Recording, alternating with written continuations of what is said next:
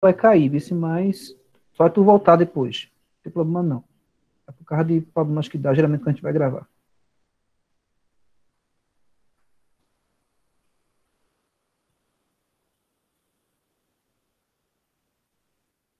Pronto, então, como eu estava dizendo, a gente já andou bastante no nosso conteúdo.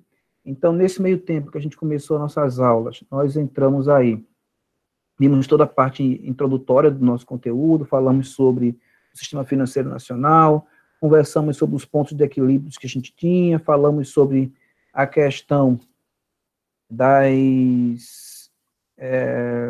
dos graus de alavancagem, falamos sobre margem de segurança, falamos sobre a questão. Deixa eu ver aqui, que já tem tanta coisa. Em suma, para não ter que abrir isso aqui novamente. Hoje a gente vai começar a falar um pouquinho, vai tentar entrar um pouquinho em alguns pontos que são importantes, que estão na nossa ementa.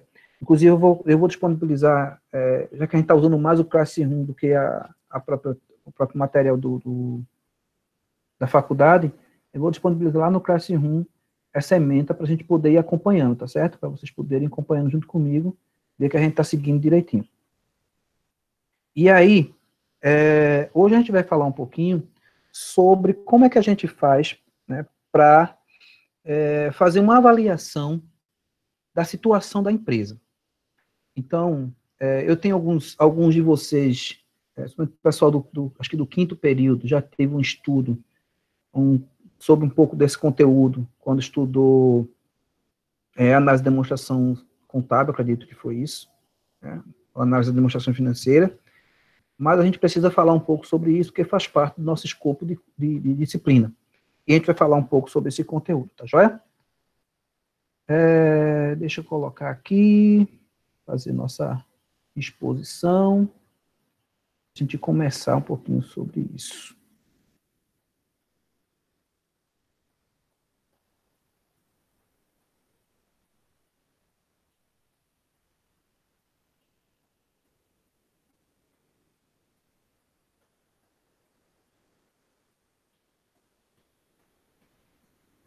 Bom,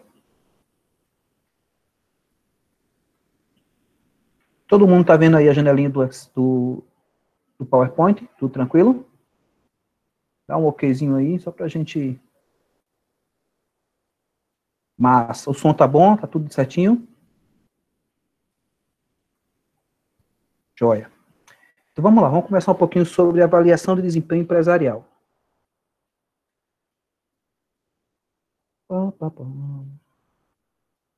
Bom, meus queridos, esse conteúdo a gente vai estudar, né? E basicamente a gente vai ver alguns índices, algumas informações de índices que a gente usa para fazer avaliação de empresa.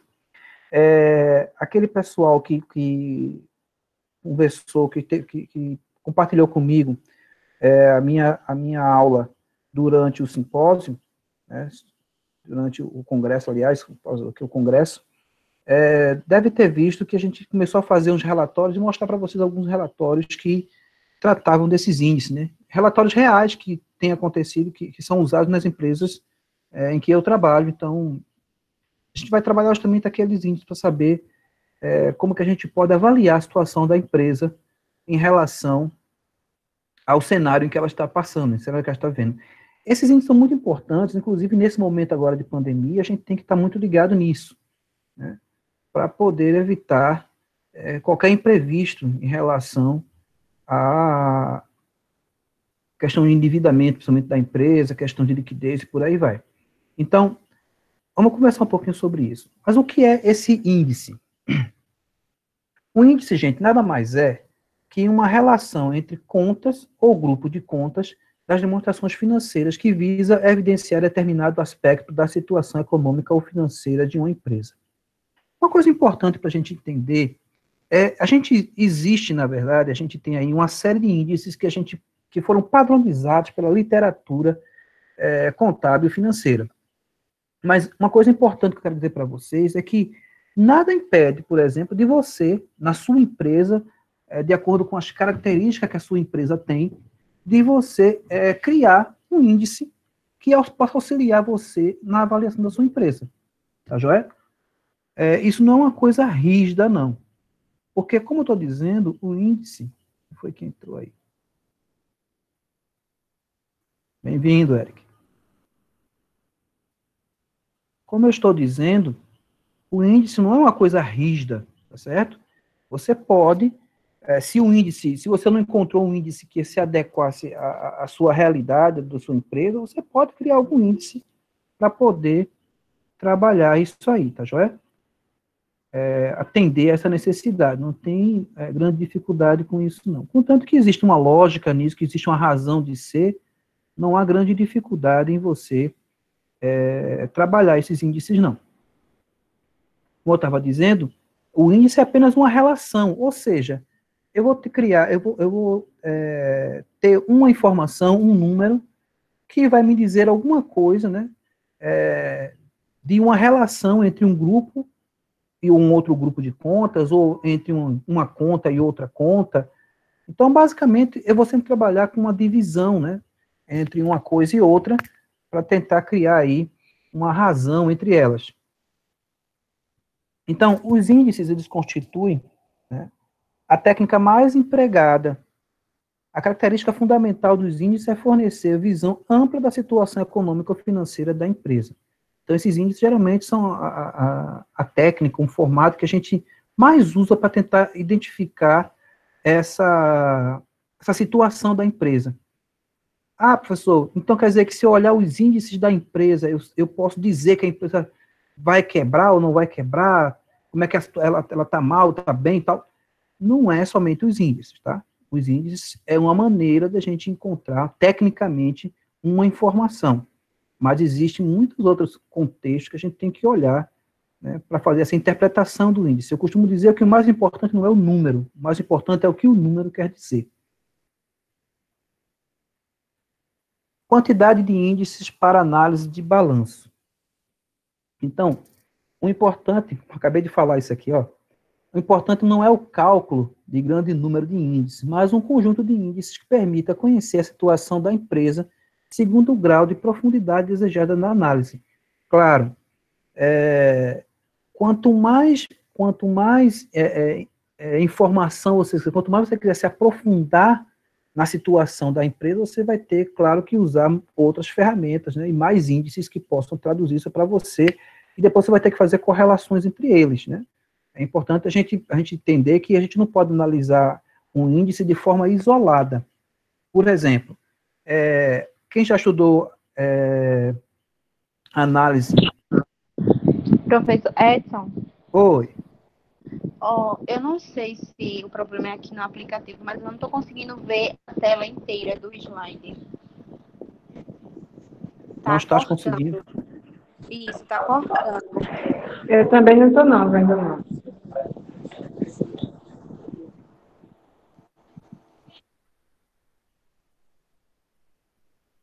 Estranho. Deixa eu botar para pegar a minha tela inteira para ver se a gente consegue visualizar inteira. Espera aí. Apresentação, parar.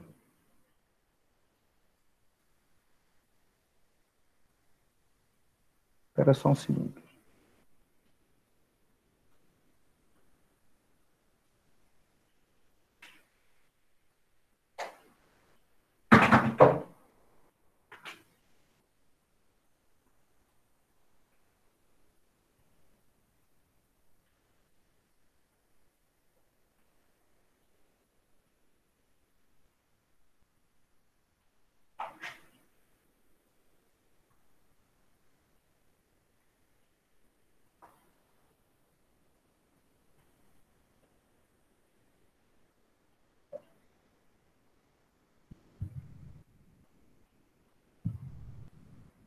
E agora, estão vendo?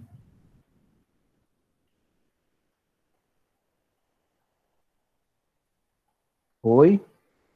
Falem aí, porque eu não consigo acessar o chat enquanto está no modo de apresentação do slide, não. Tá, agora tá, professor. Agora está bem, né? Tá certo. Uhum. Então, vamos seguir.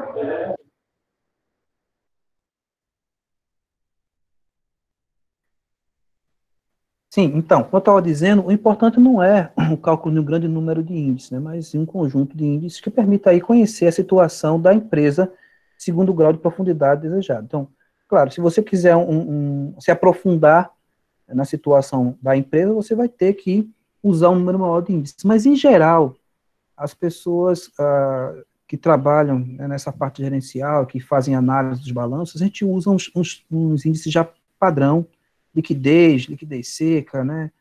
Então, liquidez corrente, endividamento, são índices que a gente já usa padronizados, que trazem uma noção, pelo menos básica ali, daquilo, da situação da empresa. É importante que, se você vai fazer uma análise mais aprofundada, a gente tem que usar uma gama maior de ferramentas e fazer correlações entre elas. Por exemplo, quem já estudou análise de demonstração financeira, entende que existe, né, o que a gente chama de análise horizontal, análise vertical. Então, a análise horizontal, a análise vertical, ela pode ser um suporte para os índices de liquidez, e para os índices também de endividamento, porque a gente consegue enxergar, né, uma relação entre esses índices, tá joia? Então, se eu quero me aprofundar, então eu faço meu índice de liquidez, mas também faço minha análise horizontal e vertical, faço uma comparação, ver o que é que esses índices combinados podem me dizer. Então, depende muito do que você está querendo de fato. Então, os principais aspectos da empresa revelados pelos índices são, primeiro, a situação financeira, e a gente tem os índices de estrutura de capital e de liquidez. Tá? A gente vai estudar exatamente esses dois índices nessa aula de hoje. A gente vai falar um pouco sobre a estrutura de capital e a liquidez. E tem também os índices de situação econômica, que são os índices de rentabilidade. Esse índice de rentabilidade a gente não vai ver ele hoje, tá joia? Então vai falar sobre ele não. A gente vai falar sobre estrutura e liquidez. Mas a gente vai dar algumas pinceladas aqui. Então, esses três índices, esses três modelos de índices juntos, eles formam o que a gente chama de tripé de decisão.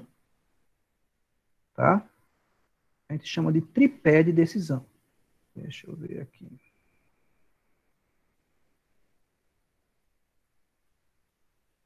Então, com essas informações, com esses índices, a gente consegue visualizar o endividamento da empresa, a rentabilidade que essa empresa tem e a liquidez, ou seja, a capacidade que essa empresa tem de pagar suas dívidas. Então, eu consigo saber como é que está ela a título de endividamento, eu consigo saber se ela tem condições de pagar as dívidas, e eu consigo também saber quanto de rentabilidade, ou quanto de resultado ela está deixando aí para os seus sócios, né? Então, os índices de endividamento, eles mostram grandes linhas de decisão financeira, né? As grandes linhas de decisão financeira é em termos de obtenção e aplicação de recursos. Ou seja, em outras palavras, o índice de endividamento mostra como é que a empresa está captando, tá certo? Captando recursos para poder fazer a continuidade, para permitir a continuidade dessa empresa. E aí ele mostra como é que a empresa está fazendo isso, né? Se ela está usando muito capital terceiro, se ela está usando muito capital próprio, como é que ela está trabalhando isso, como ela está tomando essas decisões, né, em termos de obtenção e aplicação de recursos. O de liquidez, ele mostra a situação financeira da empresa em si, ou seja, se a empresa tem capacidade de pagar aquilo que deve ou não. Tá? Então, existe uma relação muito estreita entre endividamento e liquidez. A gente vai falar mais tarde, daqui a pouco fala sobre isso. E, por fim, tem os índices de rentabilidade. Esses índices de rentabilidade, eles mostram qual a rentabilidade dos capitais investidos, né? Ou quanto renderam os investimentos e, portanto, qual o grau de êxito econômico da empresa. Ou seja, a empresa se endividou, né, com os índices de endividamento, a gente consegue perceber isso, como foi que aconteceu, e aí a gente quer saber o seguinte: esse endividamento resultou em um ganho financeiro? Aí você pode perguntar, professor, como assim? Um endividamento resultou num ganho financeiro? Sim, porque quando eu pego dinheiro emprestado, eu quero pegar esse dinheiro para investir em algo que possa render mais dinheiro para mim. Então, por exemplo, eu vou pegar um recurso no banco a uma taxa, vamos supor aqui, de 2% ao mês, mas eu tenho que aplicar esse dinheiro em algo que me renda mais que 2% ao mês. Se eu não consigo fazer isso, então com certeza eu vou ter prejuízo, a minha rentabilidade não vai ser favorável. Então a ideia é pegar dinheiro emprestado, sim, mas com os juros mais baixos que eu puder fazer, né, que eu puder pegar, e poder gerar com esse recurso um volume maior de rentabilidade, de modo que eu possa pagar os juros que eu devo em função do empréstimo e ainda sobrar dinheiro para mim. Essa é a lógica. Quais são esses principais índices, né? Cada análise tem um objetivo diferente. Didaticamente e operacionalmente, não existem uma quantidade X de índice para elaborar uma análise, como eu tinha falado para vocês, né? Porém, certos índices, como a participação de capitais de terceiro, a liquidez corrente, a rentabilidade do patrimônio líquido, eles são usados por praticamente todo analista. Então, todo mundo que vai trabalhar análise financeira usa aí esses índices. Outros, porém, como a composição do endividamento, liquidez seca, rentabilidade do ativo, margem líquida de lucro, nem sempre fazem parte dos modelos.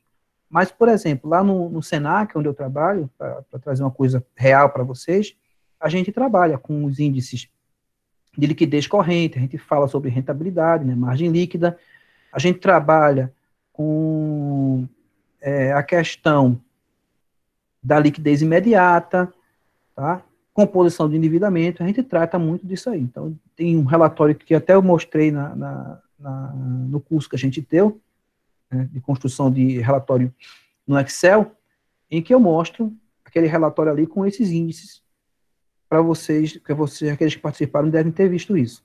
Então, lá no Senac a gente usa, em outros locais pode não usar. Bom, então vamos começar a falar um pouquinho sobre os índices de estrutura de capitais.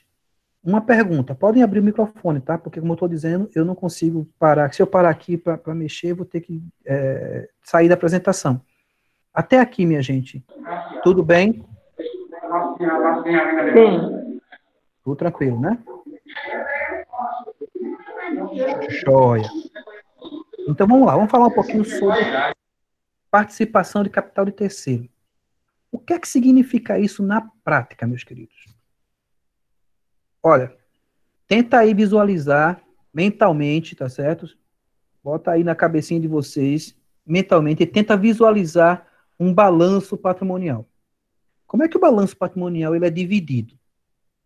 Nós temos vários grupos, né, que compõem o balanço patrimonial. Nós temos aí o ativo, né, e dentro do ativo eu vou ter lá uma parte do ativo que é um ativo circulante, eu vou ter o ativo não circulante, é isso, dentro do meu ativo. No meu passivo, no outro lado, eu vou ter uma parte do meu passivo, que eu chamo de passivo circulante, ou em outras palavras, eu chamava de exigível a curto prazo, né? A gente também usava isso, por já que o ativo ele é ordenado de acordo com o seu grau de exigibilidade. Então, quanto mais rápido tiver que pagar a dívida, ela vai estar mais ao topo do meu balanço.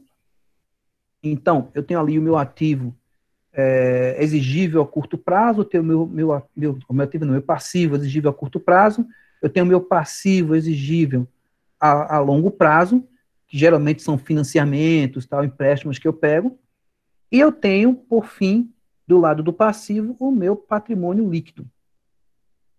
Então, o passivo, né, a gente pode também dividir ele em duas partes.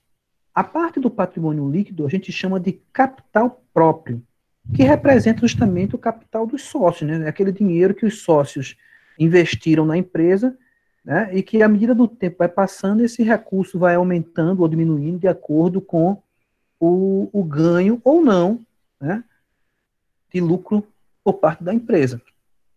E aí, essa parte ali do patrimônio líquido a gente chama de capital próprio. Considerando que o patrimônio líquido é o capital próprio, o restante do passivo a gente chama de capital de terceiro. Tá joia? A gente chama de capital de terceiro. E aí, o grande lance a gente precisa identificar muitas vezes qual é a participação do capital de terceiros, tá, em relação ao capital próprio. Ah, professor, por que eu quero saber isso? É lógico, meu amigo. Se você tem uma quantidade de capital terceiro muito grande na sua empresa, significa dizer que você praticamente não é dono dela, né? Porque o capital próprio é o que representa para você a sua autoridade, vamos dizer assim, dentro da empresa, tá?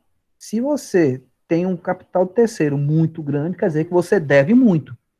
E isso pode ser perigoso, levando, inclusive, você a talvez não poder pagar as dívidas, né?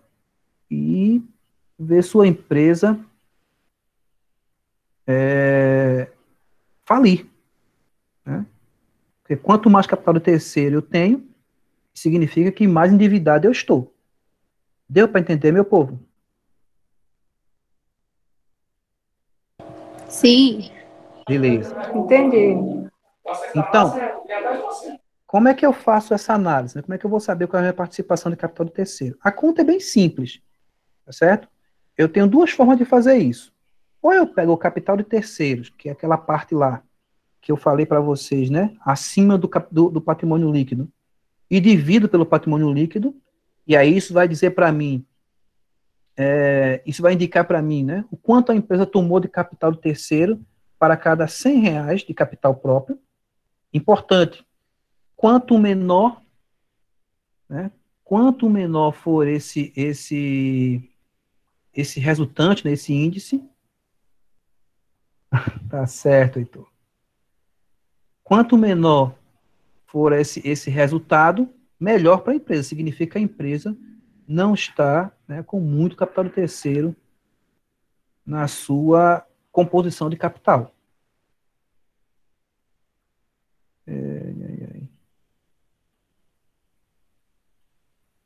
Alguém falou alguma coisa aqui? Perdoe por atraso. Deixa eu voltar lá.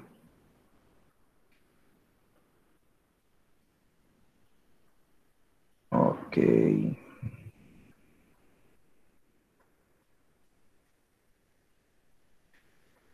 E uma outra forma de eu fazer esse mesmo cálculo, tá? É eu pegar o capital do terceiro e dividir pelo passivo total mais o PL. Ou seja, é eu pegar o capital do terceiro e dividir por toda a parte do passivo, né? Somando aí o passivo total, ou seja, exigível a longo prazo, exigível a curto prazo, mais o PL. Se eu faço isso, isso vai indicar para mim o quanto a empresa tomou de capital do terceiro para cada R$ 1 de capital próprio que ela tem. E do mesmo modo, quanto menor for esse índice, melhor para a empresa. Tá certo? Aí tem uma questão que é importante, né? Dizer assim, mas professor, mas toda empresa vai ter essa preocupação de que o índice de composição, de participação de capital terceiro, ele seja o menor possível? Depende do campo de atividade da empresa. Existem empresas que elas giram com uma quantidade de capital terceiro muito grande. Não. Aí depende da atividade da empresa. Essa capacidade de aceitação de um índice maior ou menor de capital de terceiro. Geralmente, por exemplo, uma empresa de eventos, possivelmente ela vai operar com uma parte de capital terceiro bem grande. Por que isso? Porque geralmente elas fazem contratos, né, que vão para eventos que vão acontecer daqui a 3, 4, 5, 6, um ano. E aí, nesse sentido, ela tem que ter o dinheiro daquela empresa que contratou, né, daquela pessoa que o contratou, né, e ele vai ter que deixar ali, né, como se fosse um adiantamento de clientes, tá, para depois que acontecer os custos referentes ao evento, ele amortizar. Então, vai ter um volume de capital terceiro muito grande dentro dessas empresas, desse tipo de empresa. É normal. Por outro lado, é anormal uma indústria, por exemplo, ter um capital terceiro muito grande. Por quê? Porque geralmente, quando a empresa vai começar, né, tem um investimento alto dos sócios e tal, até para a aquisição de máquinas e tudo mais. Então, não é tão comum. Tá joia? Deu para entender, meu povo? Eu vou encarar o silêncio como um sim, tá? Algumas observações em relação a essa questão do endividamento, tá? Desse capital terceiro aí que está sendo trabalhado. Do ponto de vista estritamente financeiro, quanto maior a relação de capital terceiro, né, em relação ao patrimônio líquido, menor a liberdade de decisão financeira da empresa ou maior a dependência a esses terceiros. Ou seja, quanto mais dinheiro dos outros você tiver na sua empresa, maior a dificuldade que você vai ter em gerir essa parte financeira, visto que boa parte do capital não é seu. Do ponto de vista de obtenção de lucro, pode ser vantajoso, aquilo que eu tinha conversado com vocês com relação à empresa de evento. Para a empresa trabalhar com capitais de terceiros, se a remuneração para esses capitais de terceiro for menor do que o lucro conseguido com a sua participação nos negócios. Ou seja, se eu pego um dinheiro a 2% ao mês e consigo gerar 10% ao mês nas aplicações que eu faço desse recurso, é muito vantajoso eu ter uma boa gama de capital de terceiro na minha empresa. Porque aí eu pago os 2% e ainda fico com 8%, né? 8% de lucro sobre o capital que eu usei. Então, é interessante. Tem até algumas histórias aí de alguns empresários que começaram suas empresas, seus grandes conglomerados, a partir fortemente de capital terceiro, né? Acho que o Ike Batista mesmo trabalhou dessa maneira. Embora ele tenha quebrado 2 vezes antes de dar certo, e por fim agora ele se deu mal de vez, porque acabou sendo pego, né, por corrupção. Portanto, sempre que se aborda um índice de participação de capital terceiro, está se fazendo análise exclusivamente do ponto de vista financeiro, ou seja, do risco de insolvência e não em relação ao lucro ou prejuízo, tá certo? A gente está analisando aqui só a questão do risco de insolvência, né? Da empresa ter condições de pagar ou não, né? A gente tem que levar em consideração, a gente não está levando em consideração aqui a relação lucro-prejuízo, ou seja, o cara se endividou muito, mas ele está conseguindo pagar isso porque ele está ganhando muito dinheiro. Isso a gente vai ver lá em rentabilidade. O povo atrasado, meu Deus.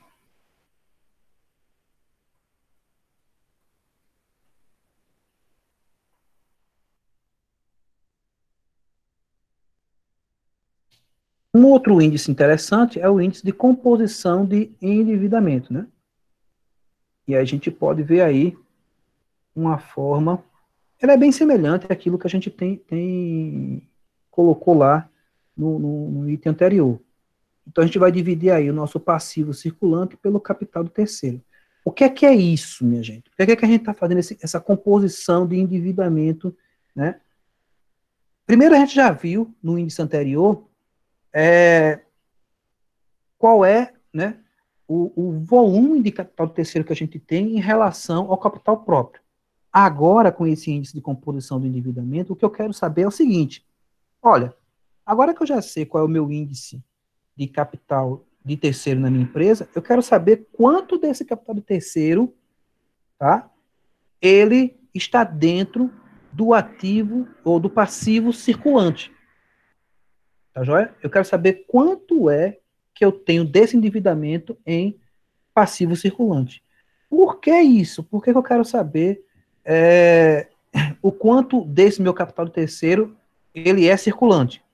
Porque, gente, quanto mais passivo circulante eu tiver, mais complicado fica para mim, tá certo? Gerir ou gerar, né? Ou girar, vamos dizer assim, melhor palavra seria essa, girar, tá certo? A minha empresa. Por quê? Endividamento no circulante significa endividamento de curto prazo, ou seja, se eu tiver muito endividado em curto prazo, eu vou ter dificuldades de conseguir pagar dívidas. E aí eu vou ter dificuldade de liquidez.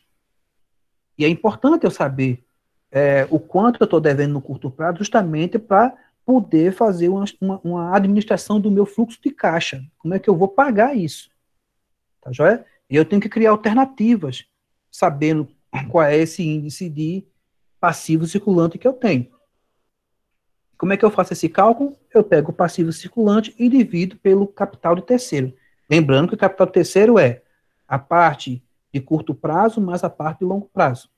Com isso, eu vou saber exatamente qual é o montante que eu tenho, tá certo? De capital de terceiro no meu passivo circulante. Ou seja, quais são minhas dívidas, qual o percentual de dívida de curto prazo que eu tenho. Tá? E aí eu posso começar a trabalhar em cima delas. Eu posso trabalhar de modo a postergar pagamentos, por exemplo, é uma forma, né?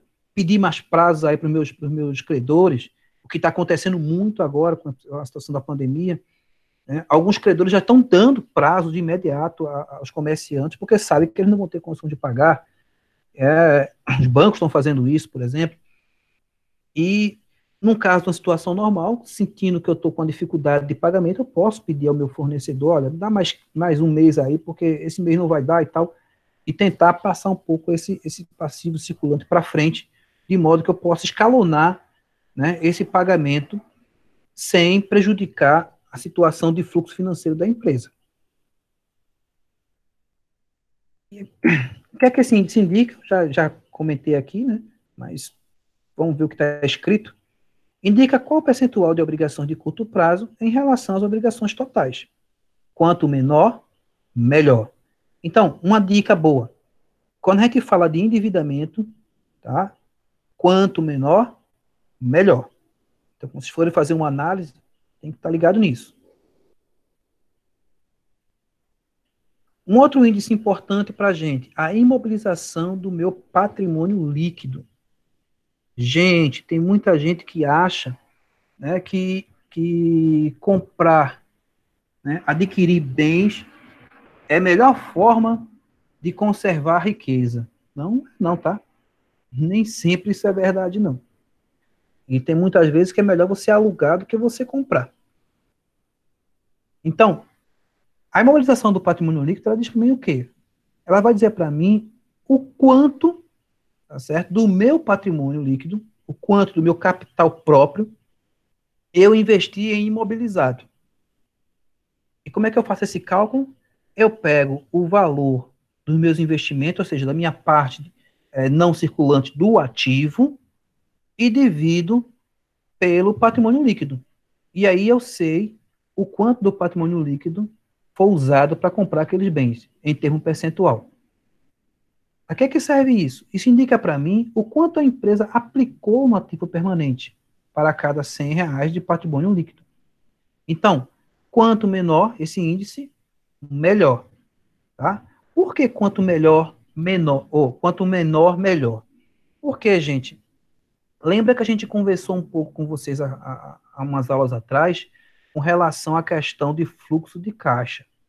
Então, se boa parte do meu recurso, do meu patrimônio líquido, ou seja, do capital dos sócios, está empregado em bens imóveis, significa dizer que eu tenho pouco dinheiro, pouco recurso, né, para usar como o meu giro de caixa. Ou seja, meu capital de giro está reduzido. Se o meu capital de giro está reduzido, porque eu usei para comprar bens, automaticamente eu vou ter que pedir dinheiro emprestado, né, para terceiros para poder fazer essa movimentação. E aí a bola de neve começa. Tá? Então, muitas vezes é muito mais vantajoso eu manter algumas questões de aluguel, por exemplo, para poder, em vez de manter uma aquisição de um bem, tá? E aí mobilizar meu recurso, dificultando aí o meu fluxo de caixa. Então é importante a gente ter isso bem claro com a gente, então, nas nossas análises. Algumas observações, e aqui é um exemplozinho, né, sobre essa questão do nosso imobilização, né, do nosso patrimônio líquido. Aqui tem um exemplo da empresa, da companhia Alfa, né? Ela teve ali o ativo permanente em X1, 765.698, em X2, esse permanente foi para 1.714.879. Percebam que praticamente aumentou R$ 1 milhão, né, nesse valor. Por outro lado, nosso patrimônio líquido da empresa está em X1 em 1.070.861, e no ano X2 foi para 1.407.125. No primeiro ano, eles tiveram aí um índice, né, o nosso aqui IPL, né, imobilização do patrimônio líquido, tá? No primeiro ano foi 71%, ou seja, o que é que ele está dizendo aqui, na verdade, para mim? Ele está dizendo que do meu patrimônio líquido, 71% foi empregado em ativo permanente, ou seja, foi imobilizado. No ano 2, no X2, 121% do meu patrimônio líquido foi empregado em permanente. Opa, peraí, como assim, professor? 121%, no máximo não é 100%? É verdade. Só que isso significa dizer, minha gente, que além do patrimônio, além do patrimônio líquido, a empresa usou outros recursos para imobilizar. Então, em X1 temos que 71% do PL foram investidos em permanente. O restante, 29%, né, que é a diferença entre eles, acha-se aplicado em ativo circulante. Ou seja, esses 29% é o que vai servir para mim de capital, né, de giro. Essa parcela do PL, ela é chamada de capital circulante próprio, né? Ou seja, esses 29% aqui é o capital circulante próprio, é aquele valor que sobra para que eu possa fazer o meu giro na minha empresa. Só que, tem até uma formulazinha, né? Capital circulante próprio é igual ao PL menos o ativo permanente.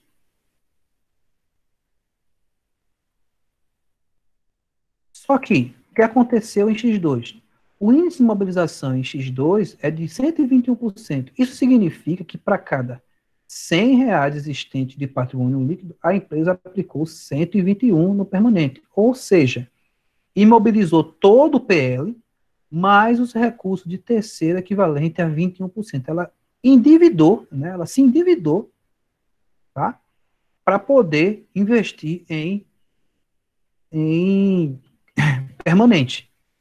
Neste caso, o ativo circulante é financiado totalmente pelo capital de terceiro, né, os quais financiam uma parte do ativo permanente. Então, nessa situação aqui, a empresa está usando o capital de terceiro para fazer todo o seu processo de capital de giro, o que é um risco muito grande. Para uma empresa industrial que chegou a este nível de mobilização, não é tranquila, tá? Embora em certos ramos de atividade, como de transportadoras, ferrovias, siderúrgica, produtora de energia elétrica, isso seja uma coisa normal, mas em ramos bem específicos. Por que ele coloca esses itens aqui? Porque são áreas em que há um grande investimento, geralmente são empresas que têm aí grande número de financiamentos para poder bancar, né? Porque demanda um volume de recurso muito alto. E, claro, um trem deve custar muito dinheiro, né? Então, é normal que o mobilizado seja muito alto. Um outro índice importante é a imobilização dos recursos não correntes. O que é essa imobilização dos recursos não correntes? É o seguinte, gente. Vocês sabem que no passivo, eu acabei de falar agora há pouco com vocês, que o passivo, né, do nosso balanço, ele tem o passivo circulante e o passivo não circulante, o que a gente chamava também de exigível e exigível a longo prazo. Né? Então, o não circulante significa aqueles recursos que eu tenho que pagar, né, de empréstimo, financiamento a longo prazo. Tá? E o que esse índice quer dizer, quer mostrar para mim aqui é o seguinte: olha, quanto do meu passivo não circulante mais o meu PL eu usei para poder investir em imobilizado. Aí eu pego o investimento, né, que isso aqui é toda a parte do meu permanente, eu pego o meu permanente aqui, né, meu ativo não circulante, e divido isso tudo passivo não circulante, que representa os empréstimos de longo prazo, mais o PL, para que eu saiba o quanto, né, de recurso eu peguei e usei para poder fazer imobilização. Indica aí que percentual de recurso não corrente a empresa aplicou no ativo permanente. Da mesma maneira, quanto menor, melhor. Mas uma coisa que eu tenho para dizer para vocês aqui, que eu acho que é significativo. Se tiver que endividar-se, se tiver que usar para investimento, que seja recurso de longo prazo, né? Porque usar recurso de curto prazo, pegar recurso de curto prazo para fazer imobilização é uma coisa que não faz muito sentido. Então, se a empresa tiver que fazer isso, que faça com recurso de longo prazo. Inclusive porque os juros são bem menores. Tá? E se conseguir no banco público, aí é que é melhor ainda. Tá? Feito os nossos amigos do frigorífico fizeram, né? Os batistas da vida. Observação. A parcela de recursos não corrente destinada ao ativo circulante é denominada de capital circulante líquido. Então, a gente já falou um pouquinho sobre capital circulante líquido anteriormente. Então, quando a gente tem uma sobra, né, de recursos no meu ativo, né,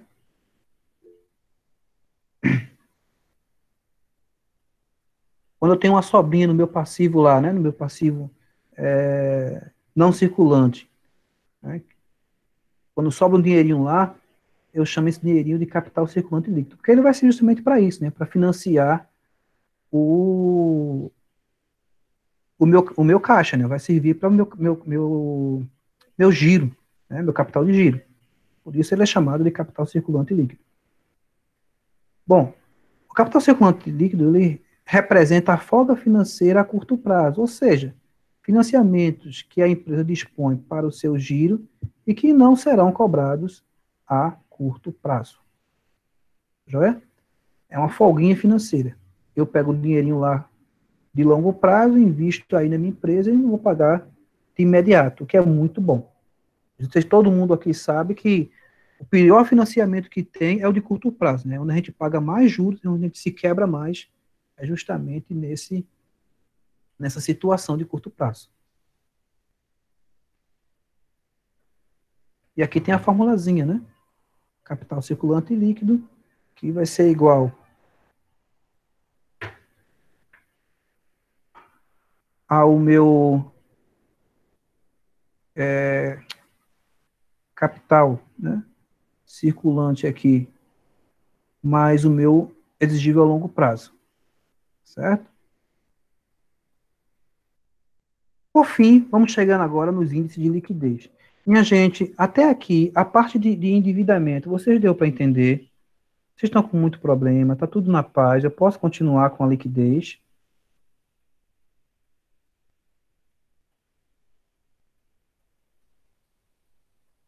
Bom, eu Por falei mim, que, tudo certo. por mim, eu falei que eu ia considerar o silêncio como ok. Então, segue a vida. Bom, agora que eu já sei quanto a empresa deve, né? Se essa dívida é de curto prazo, se essa dívida é de longo prazo, agora que eu já sei isso, agora que eu já sei o que é que a empresa fez com o dinheiro, se ela investiu em permanente, ou se ela usou esse dinheiro para fluxo de caixa, né, para capital de giro, eu quero saber, né, se eu consigo pagar essas dívidas que ela fez. É isso que o índice de liquidez vai dizer para mim. Será que eu consigo pagar esse endividamento? É essa a resposta que esse índice vai dizer para mim. Tá certo? Então, os índices desse grupo, eles mostram a base da situação financeira da empresa, ou seja, se a empresa tem condições de pagar ou não tem condições de pagar. O índice de liquidez não são índices extraídos do fluxo de caixa, que compram, né, as entradas com as saídas do dinheiro, né, que fazem essa comparação. São índices que, a partir do confronto dos ativos circulantes com as dívidas, procuram medir quão sólida é a base financeira da empresa. Em outras palavras, resumindo, se a empresa consegue pagar o que deve ou não. Alguns cuidados que a gente deve ter com relação a esses índices. A gente não deve, né, considerar qualquer indicador isoladamente, tá? A gente não pode pegar um índice específico de liquidez e dizer, a empresa está mal das pernas porque ela está com uma liquidez corrente muito ruim, tá? Ou a empresa está mal das pernas porque a liquidez seca dela está muito ruim.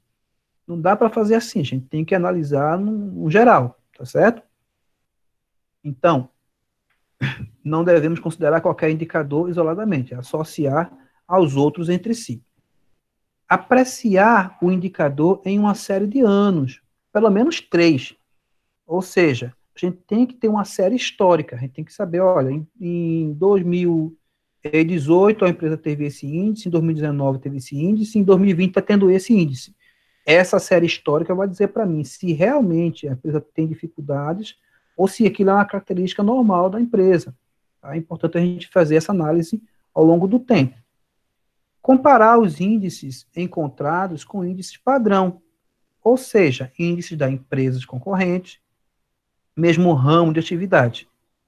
Então, é importante a gente verificar se as nossas concorrentes, né, se os nossos concorrentes, eles têm índices semelhantes àqueles que a gente tem, porque isso pode ser um indicativo do que a nossa empresa, né, ela não está fora do contexto de mercado.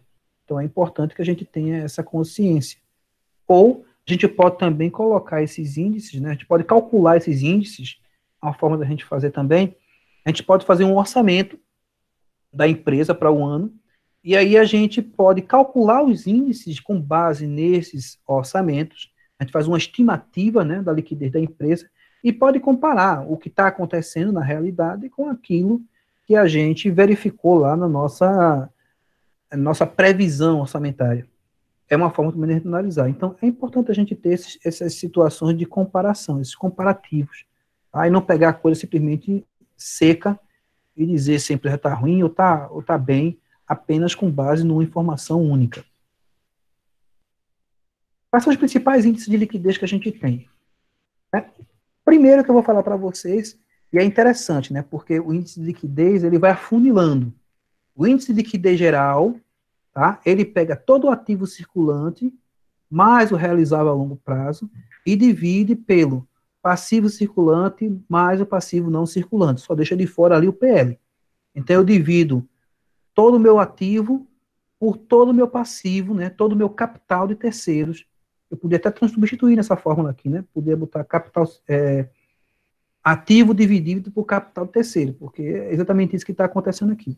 Ativo circulante mais realizável a longo prazo, dividido pelo meu passivo circulante e o meu passivo não circulante.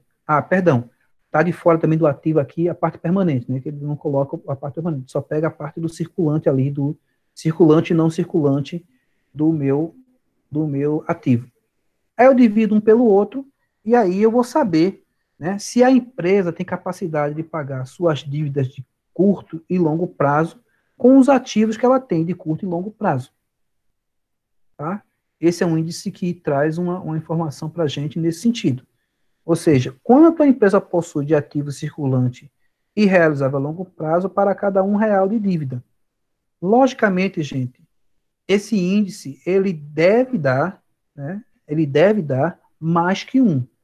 Porque se ele der menos que 1, significa dizer o seguinte, que se eu vender todo o meu ativo circulante, se eu pegar todo o meu ativo realizável a longo prazo e eu vender tudo isso, eu não consigo pagar minhas dívidas de curto e longo prazo. Então, a situação da empresa está complicada. Tá? Então, o ideal é que esse índice esteja acima de 1. Tá?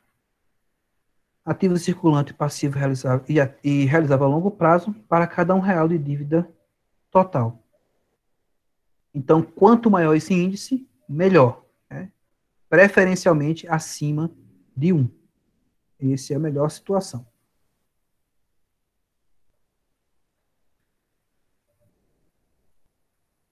Outra situação é a liquidez corrente. Na liquidez corrente, Vocês viram? Bora analisando aí, tá? Primeiro momento eu peguei ativo circulante, ativo não circulante e comparei com passivo, circulante e não circulante. Agora, na liquidez corrente, eu vou começar a afunilar, vou começar a diminuir aí né, afunilar esse índice.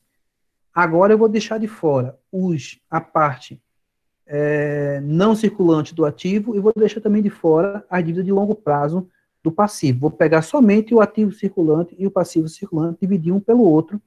Isso se chama liquidez corrente, né?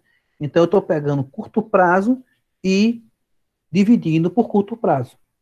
Então, o ativo circulante dividido pelo passivo circulante vai indicar para mim a minha capacidade de pagamento das minhas dívidas, tá? De curto prazo. Então, o ideal, novamente eu digo, do mesmo modo que na liquidez geral, o ideal é que esse índice dê acima de 1. Significa dizer que se eu usar todo o meu ativo circulante, né, para pagar o meu passivo circulante, eu consigo pagar e ainda sobra algum dinheiro. Se esse índice ficar abaixo de 1, aí quer dizer que o meu ativo circulante não cobre minhas dívidas de curto prazo. E aí eu tenho que tomar providências.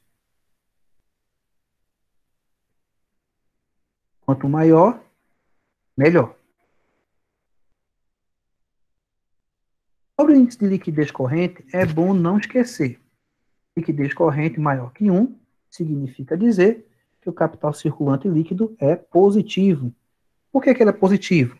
Porque eu consigo pagar todas as minhas dívidas e ainda sobra capital circulante para eu poder fazer mais alguma coisa, né? Se ele for igual, o capital circulante é nulo. Se eu pago todas as minhas dívidas, eu fico sem nada. E a liquidez corrente menor que 1 quer dizer que o capital circulante líquido é negativo, ou seja, eu não tenho dinheiro suficiente para pagar as minhas dívidas. Quanto maior a liquidez corrente, mais alta, né, se apresenta a capacidade da empresa em financiar suas necessidades de capital de giro. E isso é bem legal. Né? O ideal é que nossa liquidez corrente esteja sempre acima de 1, significa dizer que nós temos capital de giro ainda, mesmo pagando todas as nossas dívidas naquele momento. A liquidez corrente é o indicador mais importante da situação financeira da empresa. Tá? Lembra que eu falei para vocês, né? Que o ideal é que a gente tenha ali um volume, se tiver que ter um volume grande de capital terceiro, que seja no longo prazo. No curto prazo é complicado. Liquidez seca. Bom, como eu disse a vocês, continua afunilando. Eu tinha ativo circulante por passivo circulante, né? E agora eu vou trabalhar com a liquidez seca. Na liquidez seca, eu vou tirar os estoques de dentro do meu ativo circulante. Eu vou diminuir os estoques, já que os estoques, eles são itens que não se realizam com facilidade, né? Eles não viram dinheiro, não tem uma liquidez rápida. Então, é tirar de dentro do meu ativo circulante os estoques, de modo que eu fique apenas com o ativo circulante menos o estoque, dividido pelo passivo circulante, e aí eu tenho a liquidez seca. Desse modo, mesma maneira de pensar que a gente já tinha já tinha observado, esse índice indica quanto a empresa possui de ativo líquido para cada R$ de passivo circulante, ou seja, dívida de curto prazo. Quanto maior, melhor. Significa dizer que, mesmo sem os meus estoques, se ele for maior que 1, mesmo sem os meus estoques, sem vender meus estoques, eu consigo pagar minhas dívidas de curto prazo. Isso é o ideal, isso é o bom.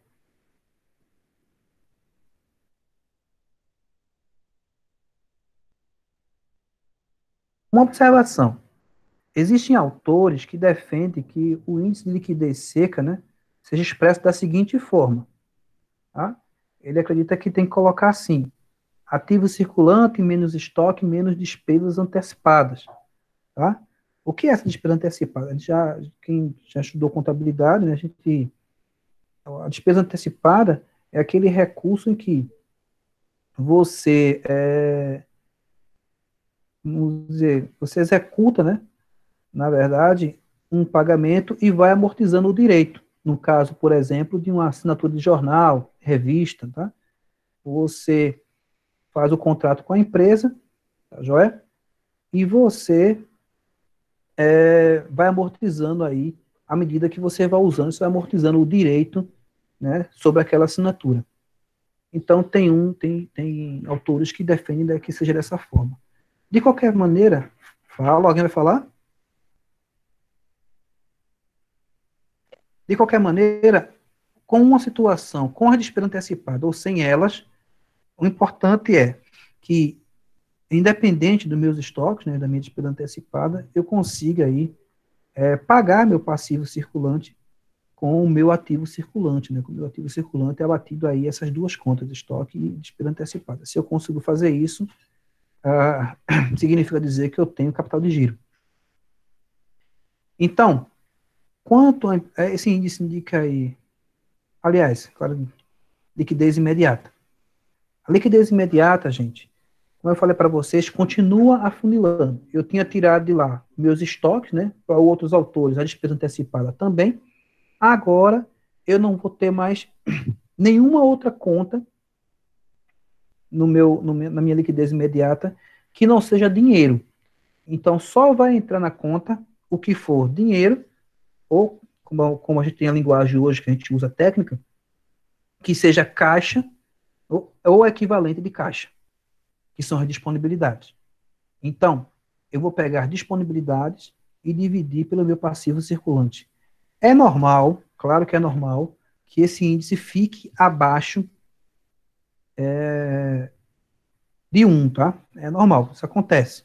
Porque como eu estou tratando só de disponibilidades, estou deixando de fora uma série de contas, como clientes, como estoque e tudo mais, é normal que eu não disponha de tanto dinheiro assim para pagar todas as minhas dívidas de imediato. Isso é normal. Tá? Eu conheço poucas empresas que têm essa capacidade.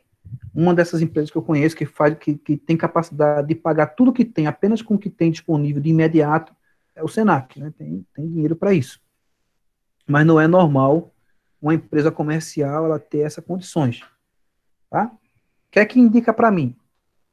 O quanto a empresa possui de disponibilidade imediata, ou seja, de dinheiro, para cada R$ 1 de passivo circulante. Tá? Então, se a empresa conseguir pagar todas as dívidas que ela tem de curto prazo, com a disponibilidade que ela tem em caixa, esse é o céu, é a melhor das situações. Tá? Então, quanto maior esse índice, melhor. Né? Quanto maior, indica que a empresa tem bastante dinheiro em caixa para poder pagar suas dívidas, independente de vender ou não, de receber ou não dos seus clientes. Isso é muito bom. Ok, meus queridos? Dúvidas, questionamentos? Fale agora ou cale-se para sempre. Pelo menos até a próxima aula.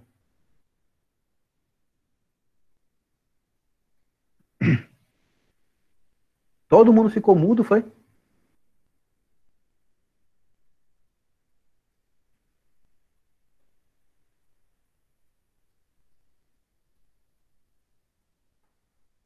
Ah, tá. Assunto extenso só sai quando começar os exercícios. Aí vem as dúvidas, é verdade. Bom, eu vou deixar lá no, eu deixei, na verdade, já no Google formulário, tá? Um pequeno exercício para vocês calcularem justamente essa questão dos índices de liquidez e também os índices de capital terceiro, tá? Vocês poderem calcular isso lá para mim. Vocês entram lá no Google, tá? Vocês vão ter aí. Ninguém vai reclamar agora que não vai dar tempo, você se é pequeno. E aí eu vou deixar para vocês lá. Vocês vão ter aí cerca de 1 hora e meia para fazer isso, tá? São 8 questões só que tem lá no exercício, para que vocês possam calcular isso. Tá joia?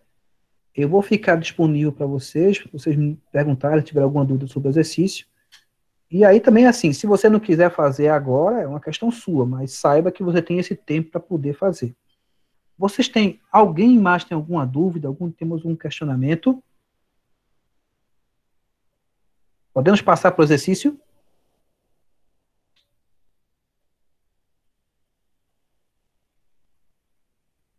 Massa. Então, vamos lá. Vamos trabalhar. Então, meus queridos, eu vou encerrando aqui a aula pelo Google Meet.